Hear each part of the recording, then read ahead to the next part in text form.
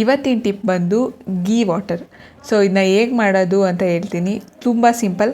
First ಒಂದು glass ನೀರನ್ನ ಕಾಯಿಸ್ಕೋಬೇಕು. ಬಿಸಿ ಬಿಸಿಯಾಗಿ ನೀರು ಕಾದಾದಮೇಲೆ ಒಂದು ಅರ್ಧ ಸ್ಪೂನ್ ತುಪ್ಪನ ಆ ಗ್ಲಾಸಿಗೆ ಹಾಕಿ ಅದರಲ್ಲಿ ಅರ್ಧ ಲೋಟ ನೀರಷ್ಟೇ ಹಾಕ್ಕೋಬೇಕು. ಅದನ್ನು ಕುಡ್ದಾದ್ಮೇಲೆ ಮತ್ತೆ ಇನ್ನೊಂದು ಗ್ಲಾಸ್ಗೆ ಏನು ಮಿಕ್ಕಿರುತ್ತೆ ಆ ನೀರನ್ನು ಪ್ಲೇನ್ ವಾಟರ್ನ ಕುಡಿಬೇಕು. ಇದರಿಂದ ಯಾರೆಲ್ಲ ಹಾಸ್ಟೆಲಲ್ಲಿ ಕಾನ್ಸ್ಟಿಪೇಷನ್ ಪ್ರಾಬ್ಲಮ್ನ ಫೇಸ್ ಮಾಡ್ತಾ ಇರ್ತೀರಾ ಅದನ್ನು ಹೋಗ್ಲಾಡಿಸ್ಬೋದು.